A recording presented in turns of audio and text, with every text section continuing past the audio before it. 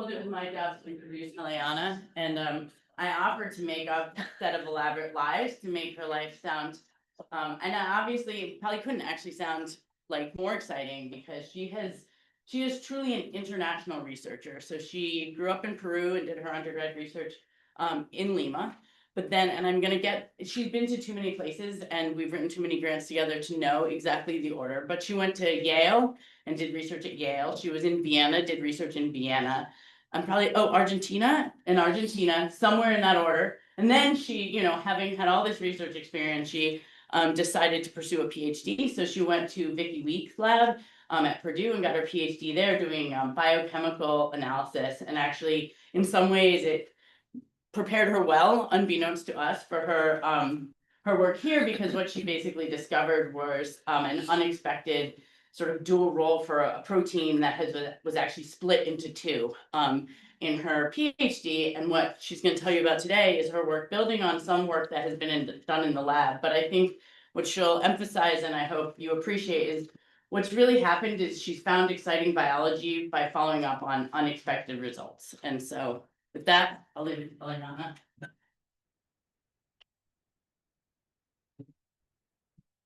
Well, thank you. Thank you, Melissa, for that introduction. And yes, today I'm going to talk about this project that, as Melissa mentioned, it has been built upon these unexpected results from previous work in the lab and during my postdoc. So the Harrison Lab is interested in how these two specified cell types, an egg and sperm, can come together and over development can generate all the cell types of a new organism. As development progresses, we transition from a single cell state to a diverse set of differentiated tissues. And because every cell of the adult has essentially the same genotype, the dramatic changes in cell identity are regulated by changes in gene expression during differentiation. And transcription factors play a key function in the coordination of these changes in cell identity because they bind the DNA and drive gene expression. However, sequences are very poor predictor of where in the genome the transcription factor is actually bound, and of all of the sites of where the transcription can bind based off the DNA sequence, only 5 to 15% are actually bound by that transcription factor in Drosophila. So, and this is largely because we know that DNA is naked. It's not naked in the cell. But it's wrapped around these histone octamers forming nucleosomes. And then these nucleosomes are further compacted into secondary and tertiary structure. So that's while a transcription factor can recognize and bind their favorite DNA sequence, if these sequences are occluded by nucleosomes, the transcription factor will no longer have access to these binding sites.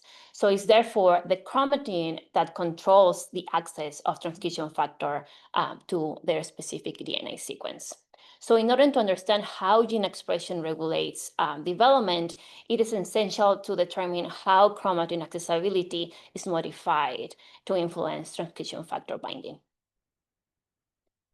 And there is this Pioneer factor model that describes a class of transcription factors that overcome this chromatin barrier because they can bind nucleosomal DNA, which this establishes accessible chromatin domains, and this facilitates the binding of additional transcription factors.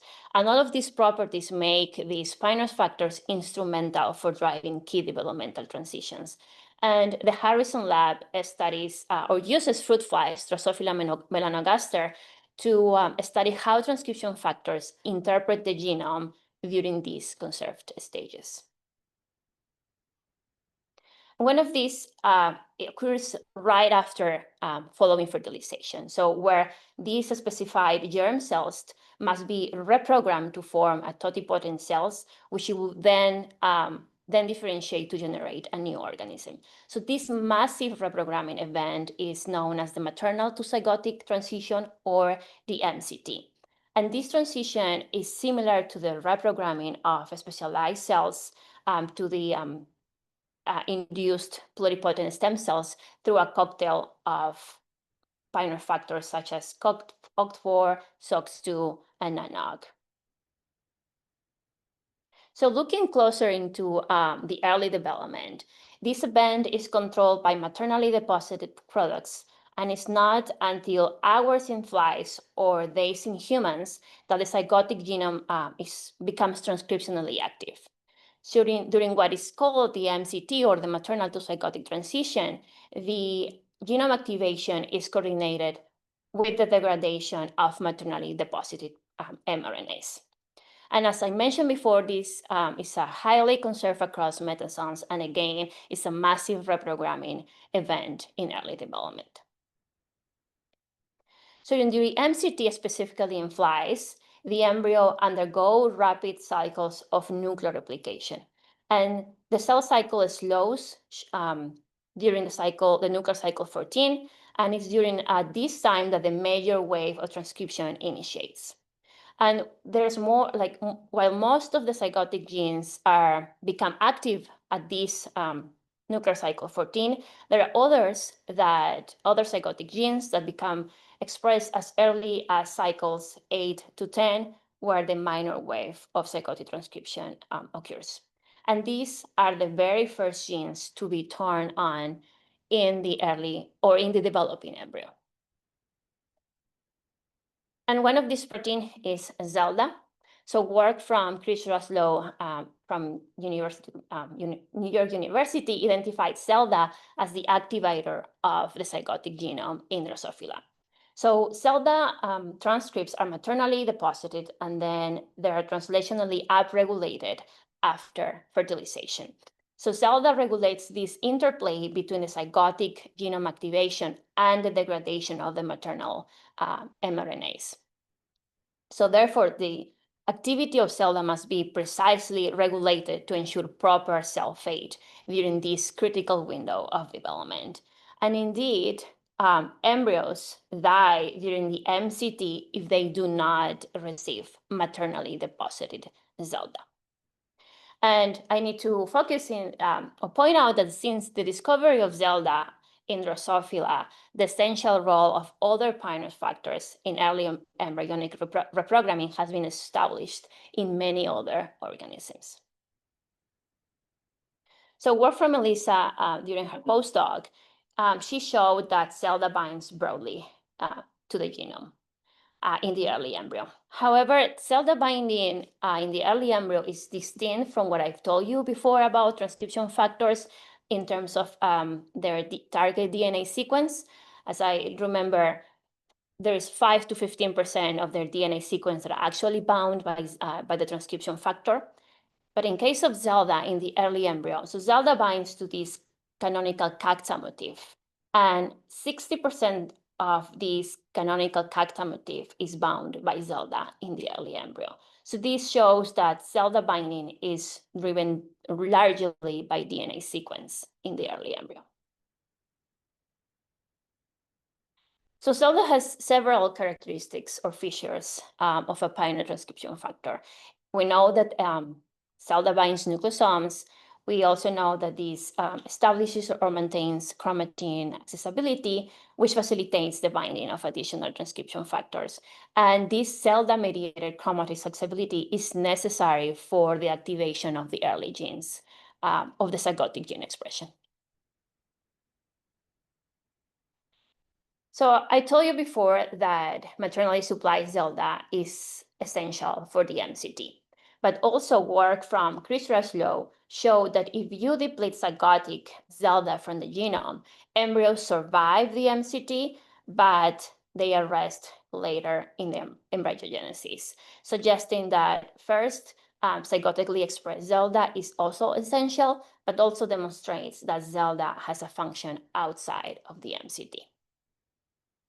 So this raised the question whether this Zelada-mediated reprogramming is unique to the embryo, or if Zelada has also this reprogramming function in other tissues.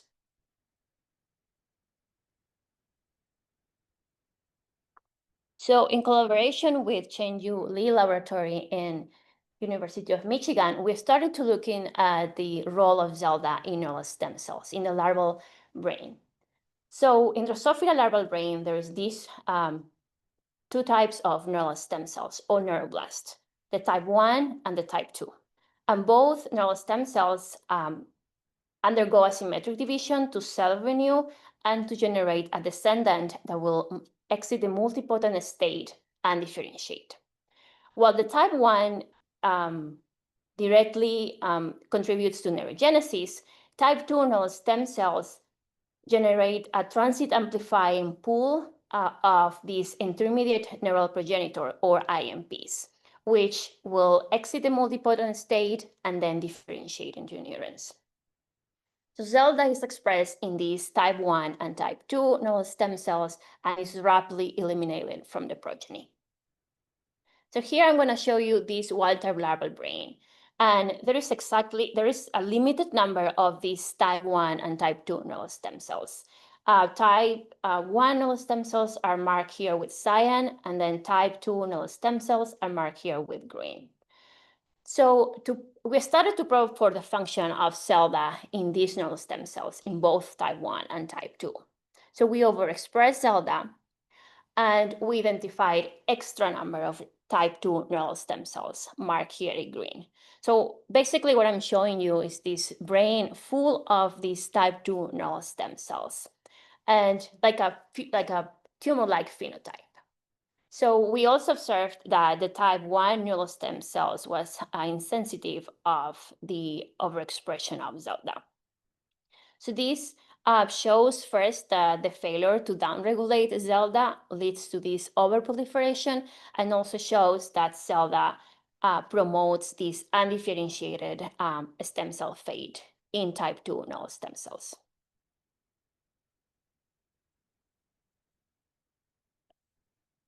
So we then expressed Zelada uniquely in the type 2 neural stem cells.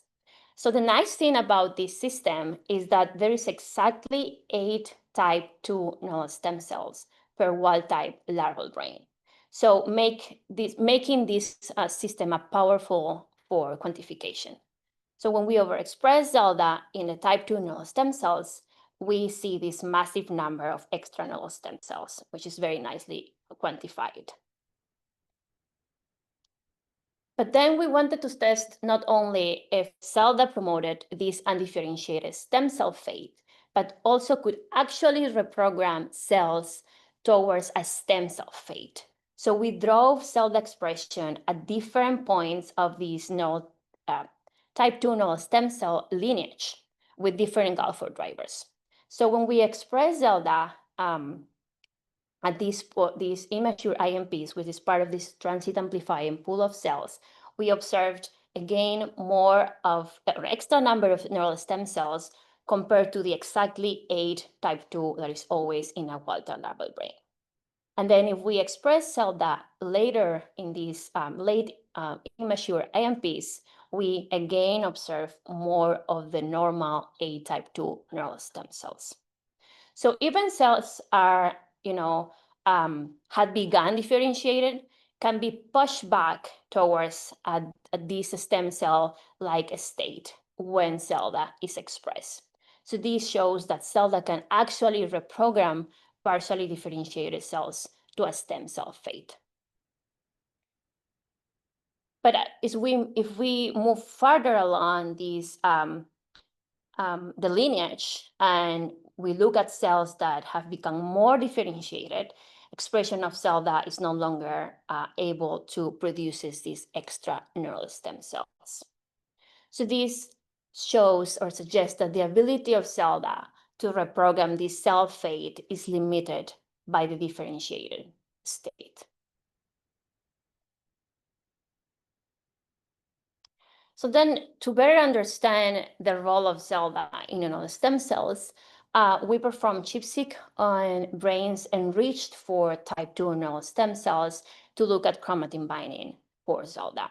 So you can see here as in this representative genome browser track, each peak corresponds to where Zelada is binding to these sites, and Zelada binds thousands of regions in the larval neural stem cells. Then we wanted to compare Zelada occupancy in the embryo and in neural stem cells.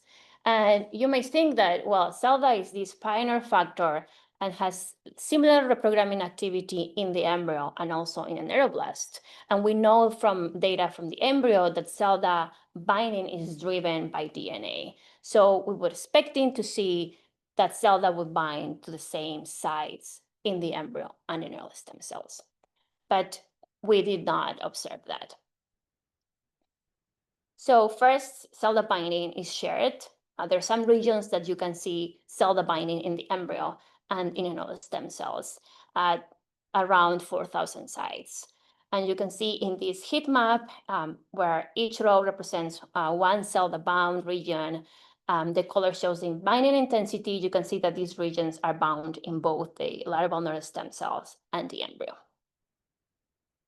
But also there's certain regions where you find Zelada binding in the embryo, but not in the neural stem cells. And those regions are very enriched to the canonical character motif. And there are other regions that Zelada is only bound in the neural stem cells, but not in the embryo. And those regions are very poorly enriched for the canonical character motif. So this shows that this pioneer factor Zelada has tissue-specific genomic occupancy. So then we wanted to characterize Zelada binding in these distinct regions across development. So we focus the analysis on TALES. So TALES is a master regulator of neural stem cell identity and also is a target gene of Zelada in the early embryo. So first, I want you to focus your attention in the chip data where we look at Zelada binding. Chip data for the embryo in the orange genome raster track, and then for the neuroblast in the purple one. So we see that Zelada binds at the promoter of the TALES in both the embryo and neural stem cells. But then we observed different or tissue-specific Zelada binding upstream the promoter of TALES. For example, this region, Zelada is only bound in the embryo, but not bound in the neural stem cells. And then, for example, in this other region, we observe that Zelada is bound in the neural stem cells, but not in the embryo. So then we wanted to compare chip data with attack data to see chromatin accessibility. And when we observe, for example, if we focus our attention in the purple box, which is the region where Zelada binds only in the neural stem cells and not in the embryo, we observed that this region is open only in the neural stem cells and not in the embryo. And we will see the contrary scenario for the region that is specific for the embryo. So this indicates that Zelada binding correlates with local chromatin accessibility. So then we wanted to test whether Zelada bound regions actually control cell type specific expression. So we analyzed different reported constructs containing different portions of this TALES upstream regulatory region. So for example, the first construct, the dark brown, contains the promoter region, contains the embryo-specific region, and also contains the neuro-specific region. And this construct is able to activate the reporter in neural stem cells. And we know that that construct also activates the reporter in embryos. And then all of the constructs in green that contain the neurospecific region are able to activate the reporter construct, they activate the reporter expression in all stem cells. However, this small one that does not contain the neural specific region where Zelada binds is not able to regulate or activate the expression of the reporter in all stem cells. So together, these experiments show that this neurospecific region is an enhancer required for expression in all stem cells.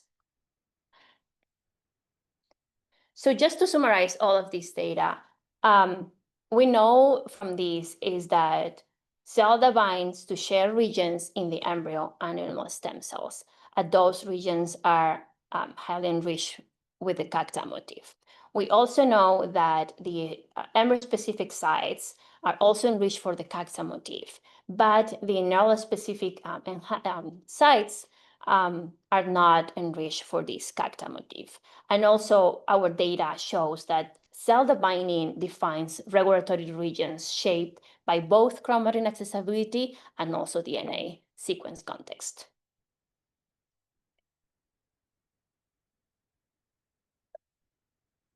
But this cell type specific is the case for many other Pinot factors. So despite their ability to bind to target motifs in closed chromatin, Pinot factors also display this cell type specific chromatin occupancy and activity.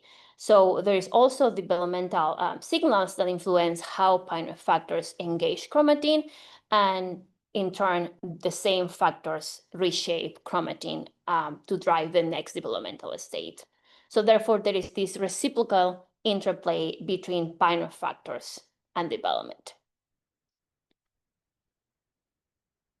So the question is, what are the properties that govern this tissue-specific Pinot factor binding and activity?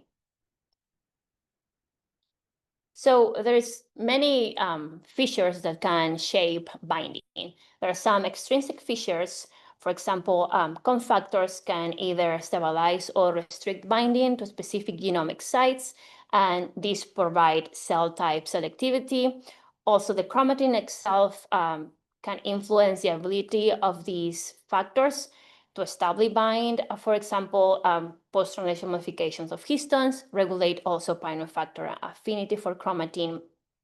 And together, these extrinsic mechanisms modulate when and where the Pinot factor act during development. But also there is intrinsic features, for example, protein concentration and protein domains that also regulate Pinot factor binding. And I want to say something that I will talk about this later, that it says that these extrinsic and intrinsic features don't just influence where or how the Pinot factor binds, or if the Pinot factor binds. They also determine or influence if actually the binding leads to chromatin opening, if the activity of the pioneer. So in many systems, binding and activity are separable. A factor can occupy nucleosomal DNA without promoting chromatin accessibility, but I will talk about that later. So previous work in the lab have focused in these extrinsic features like cofactors or histone modifications and protein concentration. But my work today will look into how protein domains as intrinsic features that define binding and pioneering activity.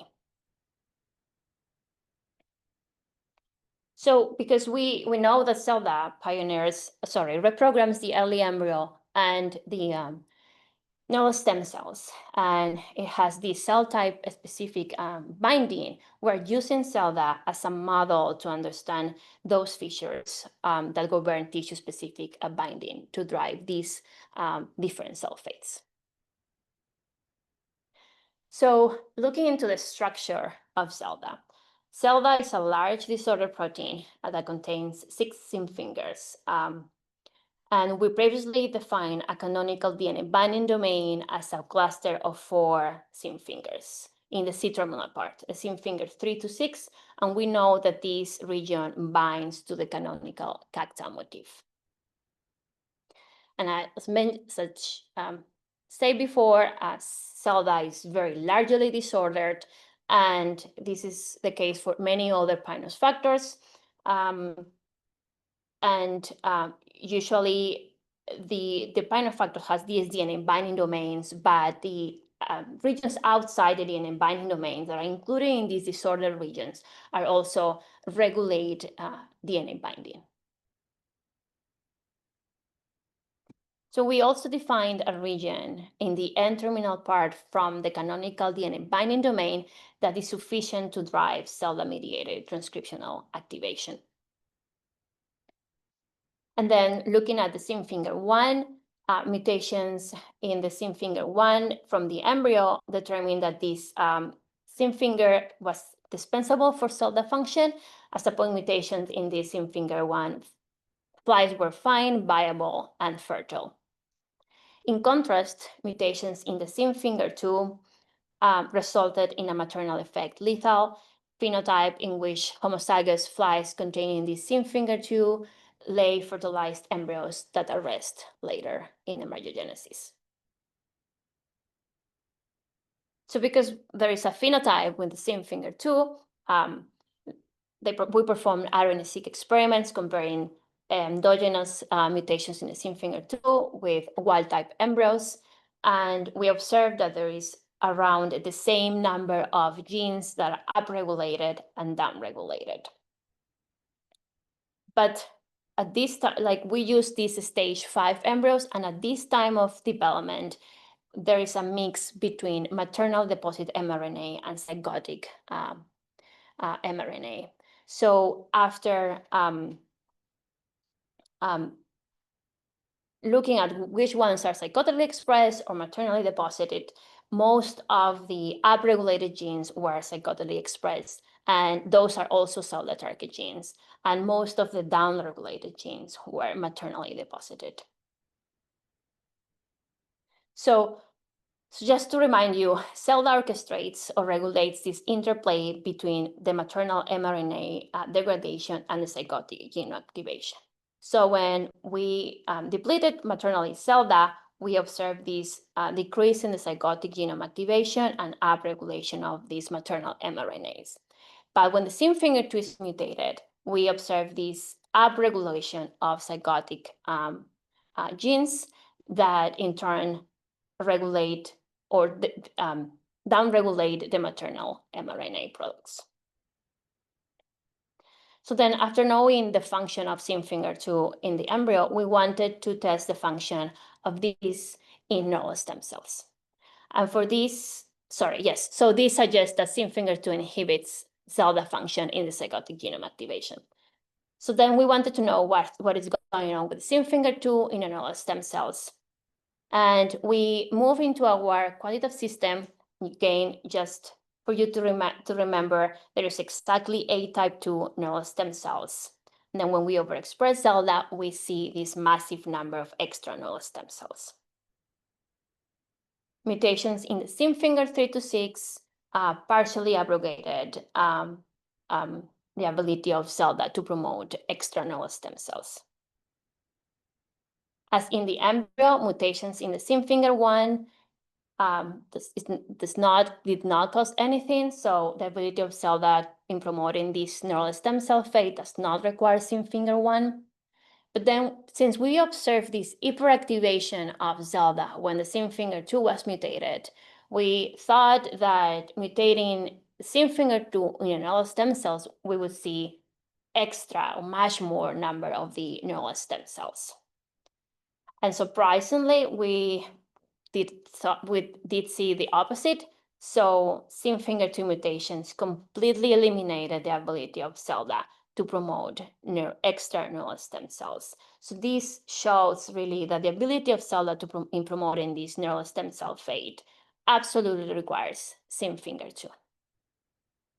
So this was very surprising, right? So then, but this is overexpression. So we thought maybe we wanted to make sure that this was something biology and not just because of overexpression.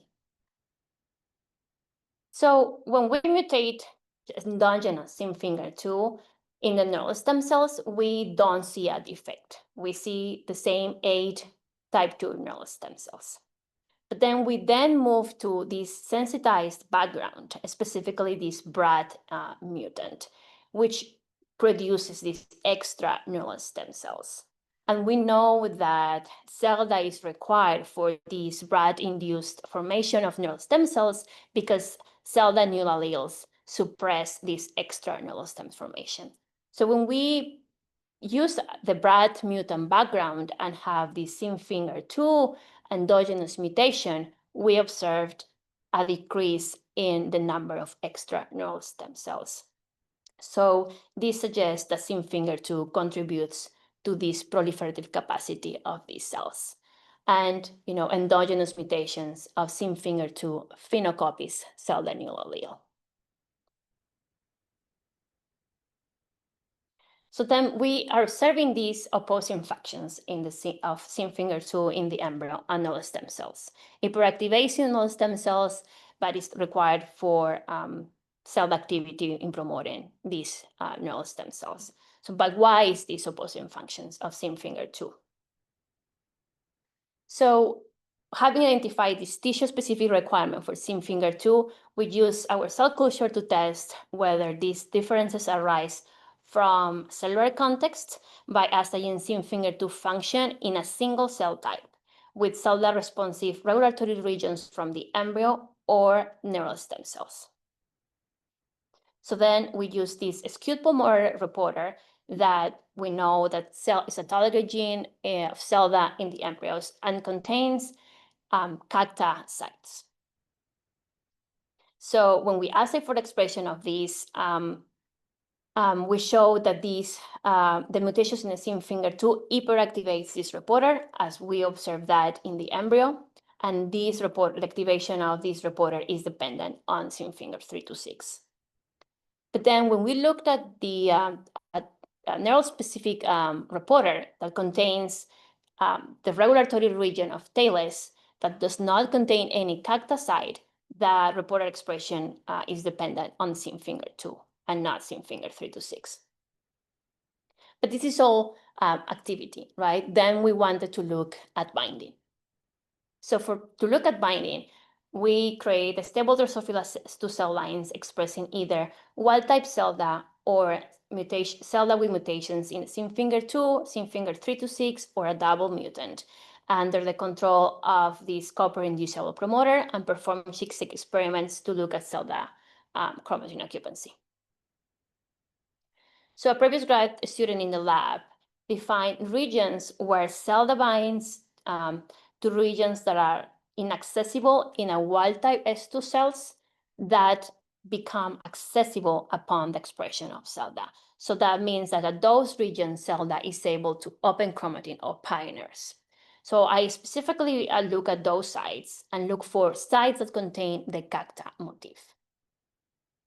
So Zelada is able to bind to these CACTA sites, and this binding is reduced when the SYNFINGER3 to 6 is mutated. Zelada is largely retained when the SYNFINGER3 to 6 is mutated at those sites that do not contain the CACTA motif. On the other hand, mutating the SYNFINGER2 does not affect binding at sites that contain a CACTA motif, but it does affect the binding at sites that do not contain the CACTA motif. And we observe that in our double mutant, Zelada is not able to bind at those CACTA sites or non-CACTA containing sites. But as mentioned before, these are all only sites where Zelada pioneers. So what if we look globally? So then we compare Zelada wild type with the mutant, and we see a strong overlap in binding sites. And this overlap probably reflects non-specific Zelada association at regions that are already open, which we know from previous work in the lab. So if we focus our attention in the unique sites for Zelada, meaning that those sites are lost when the SYNFINGER3 to 6 is mutated, meaning that are dependent on SYNFINGER3 to 6, those sites are highly enriched for the CACTA motif. If we looked at the comparison between Zelada wild type and the SYNFINGER2 mutant, and we looked at the sites that are unique for the Zelada SYNFINGER2 mutation, meaning that Zelada is still able to bind at those sites when the SYNFINGER2 is mutated. So it's binding through new sites, probably through the SYNFINGER3 to 6, those sites are highly enriched to the CACTA motif. So this shows that SYNFINGER2 and SYNFINGER3 to 6 are mediating this distinct DNA binding. SYNFINGER3 to 6 clearly is binding to CACTA sites, while SYNFINGER2 promotes binding to sites that do not contain the canonical motif. But then we wanted to know if really zinc finger 2 could actually bind DNA directly. And we paired again with Chris Rashlow and with Tim Hutz. And they use two different versions of Zelada constructs. The first one is the Zelada N that contains only zinc finger 1 to zinc finger 2. And then this Zelada C that contains the zinc finger 3 to 6. And we can see that the Zelada C binds preferentially to the cacta motif, and then the Zelada N bind to this new motif, the AAGGGT motif. Then using this new sequence, we perform MSAS experiments in which the DNA, for example, the cacta or AAGGGT, they contain fragments containing these specific sequences that are labeled, and we incubate those samples with protein, and we can differentiate when a protein is bound to DNA based on the shift in the DNA. So if we use just Zelada C that contains zinc finger 3 to 6, Zelada C is able to bind to the cacta containing probe, but Zelada N is not able to bind to those probe. In contrast, Zelada N is able to bind to the AAGGT probe, but Zelada C is not able to bind to that probe. And this binding is dependent on zinc finger 2, because when we mutate zinc finger 2 in this specific construct, the Zelada N, we see a loose decreasing the binding for this DNA probe. So clearly zinc finger 2 binds this G-rich in DNA sequences. So knowing that zinc finger 2 binds directly to these sites, we wanted to investigate whether these motifs were enriched at regions that require zinc finger 2 for binding in our cell culture. So we moved back to our cell culture, and we looked at the same sites that Zelada pioneers and looked for this motif. And in this case, we see that Zelada wild type is still able to bind to these sites. We don't see any difference in binding when the zinc finger 3 to 6 is mutated, but we observed a decrease in Zelada binding when the zinc finger 2 is mutated. And then we move to our reporter essays, and I show you the skewed promoter that contains those cacta sites, and we replace those cacta sites with this AAGGGT motif. And this, and then, express these different protein domains, and we reverse the effects of these zinc finger 2 mutants, such that expression dependent on the zinc finger 2, but not on the zinc finger 3 to 6. So this data really substantiates our data showing that zinc finger 2 binds to these G-rich sites and demonstrates that DNA sequence governs specific roles of zinc finger 2, but also that zinc finger 2 is a second DNA binding domain within Zelada. So then we investigated whether zinc finger 2 drives Zelada binding in neural stem cells. So to investigate this, we performed cut and run in the larval brain, expressing HA tag wild type Zelada, or HA with Zelada with different mutations in the zinc finger 2 or the zinc finger 3 to 6.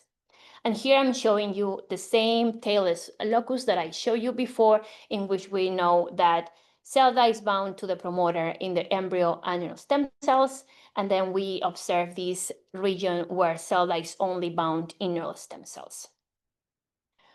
And when we observe that when zinc finger 2 is mutated, we observe that Zelada binding is lost at this neurospecific region. And when the zinc finger 3 to 6 is mutated, Zelada is still able to bind at this region. So then we also looked at genome-wide. Here I'm showing you a metaplot which displays the average signal intensity of Zelada occupancy.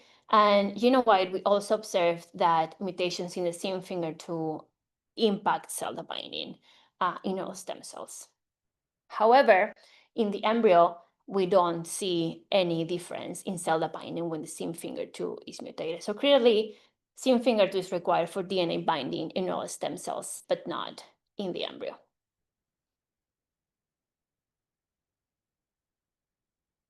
So then, just for you to reminder, we know that Zelada, full length of Zelada, is required for, it promotes this undifferentiated stem cell fate.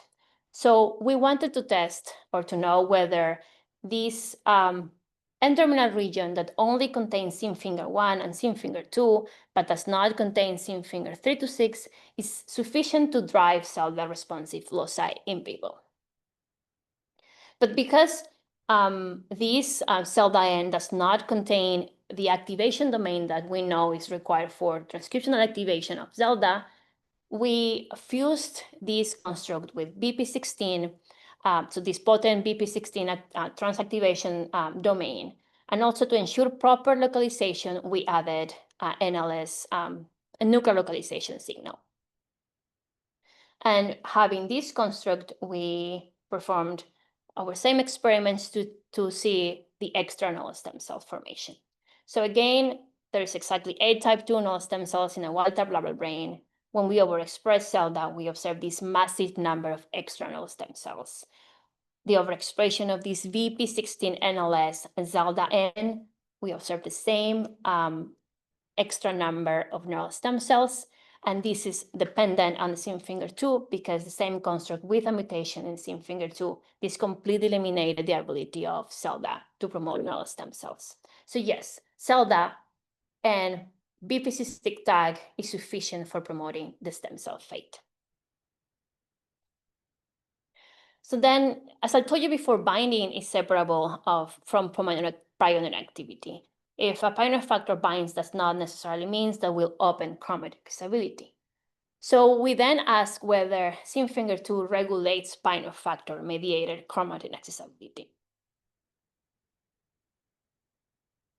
So then we compare our chip-seeking experiments in the S2 cells. Now we perform ATAC-seq experiments. And then we can see the cell that wild type at those pioneer sites bind and opens chromatin. When we mutate zinc finger 2, in S2 cells, zinc finger 2 is necessary for binding of Zelada. And of course, if Zelada is not bound, we don't see any open accessibility of chromatin. When zinc finger 3 to 6 is mutated, we still see that Zelada is still bound of those regions, but looking at ATAC-seq, we see that there is a decrease of chromatin accessibility. And we observe the same, like no chromatin accessibility or binding when the double mutant of Zelada. So this really clearly suggests or shows that zinc finger 3 to 6 promotes chromatin accessibility. And the pioneering activity of Zelada is really for zinc finger 3 to 6 and not zinc finger 2. And this is independent of chromatin binding. So today I told you that Zelada contains these 2 wildly DNA binding domains, and each one with distinct sequence preferences. So zinc finger 3 to 6 binds to the cacta motif, while the zinc finger 2 binds to this AAGGGT new motif. So zinc finger 2 represents a previously unappreciated structured DNA binding domain with this distinct sequence specificity. And I really want to focus on that or finish with that idea. So our current model is that in the embryo, Zelada binding, so Zelada binding is developmental regulated, right? There is these 2 distinct DNA binding domains. And in the embryo, zinc finger 3 to 6 dominates, binding to these cacta sites, which promotes the chromatin accessibility of embryonic enhancers. But in neural stem cells, zinc finger 2 dominates, binding to these AAGGT motifs, playing a crucial role of given the absence of the cacta motif in many neural stem cell specific enhancers. So this domain specific usage allows Zelada to adapt its binding strategy across development. And I want to end, as Melissa mentioned before, this project has been built of surprising results. And I just want to finish this, including one piece of data that we have that we are still like following up. So if we plot embryos expressing just wild type embryos, and then embryos expressing a GFP Zelada, endogenous GFP Zelada, with a Zelada antibody that recognizes this zinc finger 3 to 6, we only observe this band. We observe a band corresponding to full-length Zelada, and then a nice shift because Zelada is tagged with GFP. But if we blot for using a GFP antibody, again, these flies are N-terminal GFP tagged. We do not see anything in the wild type because there's no GFP expression. And then at this time, we observe not only the full length, but also a short band. So because this band is being recognized by the GFP antibody, but not the Zelada C antibody, this suggests that this short band does not contain the zinc finger 3 to 6, where the Zelada C is being raised. So that was one thing very surprising. And the other thing surprising is that this all was embryos. When we looked at brains, we observed that the short product of Zelada was even more abundant than the full length in comparison to the similar ratios or abundance between the short and the full length in the embryos. And if we express a construct that has the similar length of this short product of Zelada and look at the number of neural stem cells, that is sufficient for promoting cell activity in all stem cell fate. So then we have this idea that we have these two competitive zinc finger DNA binding domains that drive cell tissue-specific chromatin occupancy. And maybe it's because the abundance of these two products, Zelada products, is making Zelada deciding where or when you will use the zinc finger 3 to 6 in the embryo, and then where the zinc finger 2 will be used in the neural stem cells. And then just to finish my slide, I just really want to talk saying that sometimes the most interesting discoveries come from following unexpected results, as Melissa said. So pioneer factors are key regulators, and they regulate many developmental transitions. And many of them, like Zelada, are largely disordered proteins. We only have these DNA binding domains and disordered regions. And most of the studies only focus on these structured DNA binding domains and these disordered regions. But our work really reveals something surprising, that Zelada harbors a previously uncharacterized DNA binding domain has been overlooked for more than a decade. So this finding highlights the importance of first studying pioneer factors in different developmental contexts, and remind us that even mostly disordered proteins can be small and structured domains that might be essential for context-specific function.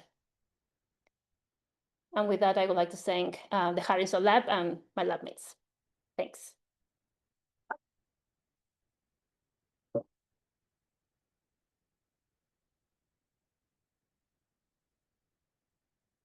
That was really nice. So I was originally going to ask you how you think the zinc fingers are differentially regulated in embryos versus neurons, but now I'm gonna, you've intrigued me with the size difference. Yes. So what do you think is responsible for the difference in the size of the protein? Is it cleaved in neurons by protease, or is there transcriptional control, or?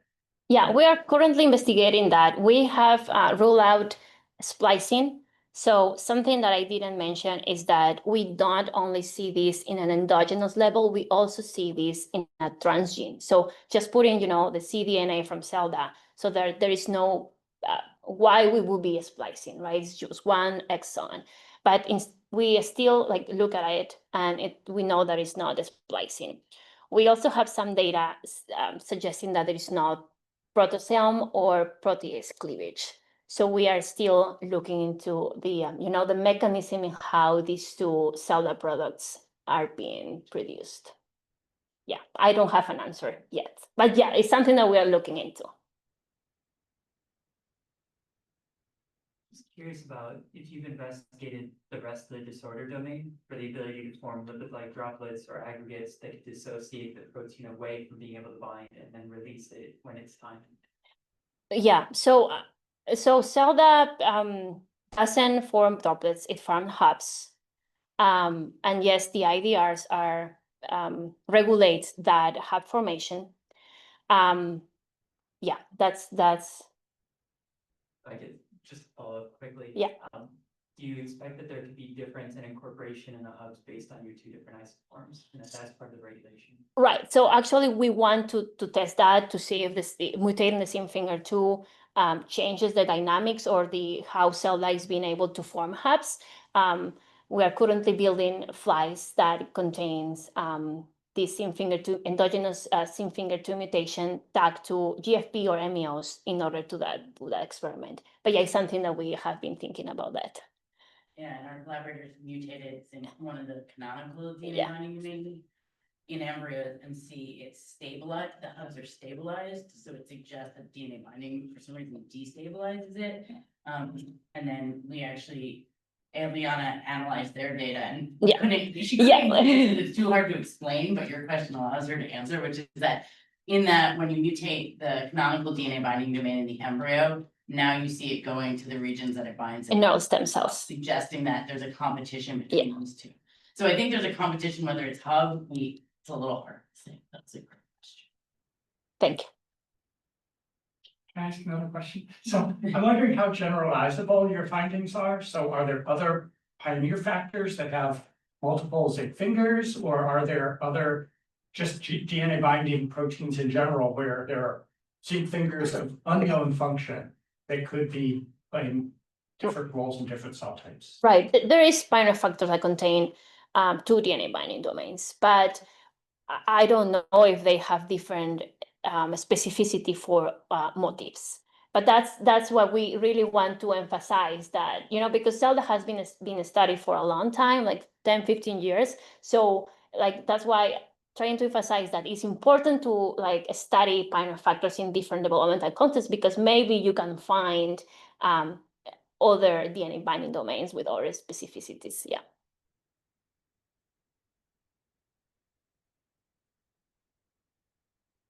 Okay. Thank you.